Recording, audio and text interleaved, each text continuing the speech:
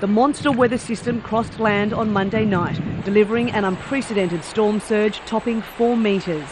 The full moon and high tides ensured maximum flood damage. We knew that this was going to be a very dangerous storm, and the storm has met our expectations. The worst of the weather has come, and the city certainly is feeling the impacts. The iconic New York skyline suddenly stopped shimmering when an electricity transformer exploded, cutting off power to lower Manhattan.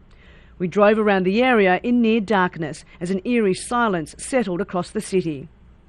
At a local hospital, the backup generator failed, forcing the evacuation of more than 200 critically ill patients on ventilators.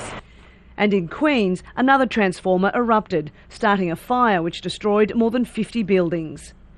New York's sprawling subway system has been crippled. 7 tunnels linking Manhattan to the mainland have been flooded, and it could take up to a week to pump them out. A crane at a construction site in Midtown New York buckled under the strong winds roaring across the city. The immediate area was evacuated as the boom swayed 75 stories above the ground. Even as the threat level increased, people were out in the streets, soaking up the spectacle. I've never seen something like this before, even with last year with Irene. Most supported the emergency measures taken. Do you think the mayor was right, though, to call for an evacuation in some areas? Absolutely. Even if it doesn't end up being as worse as they were initially predicting. What if it was? And what if people died? It would be awful. So I think they have every right to. In Atlantic City, people in 3 emergency shelters were transferred because of rising floodwaters.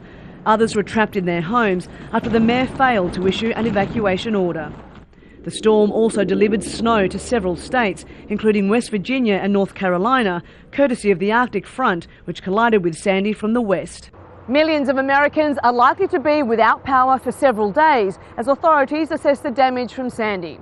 Weather experts called it a once-in-a-generation storm. Most will be happy if they never see another one like it again.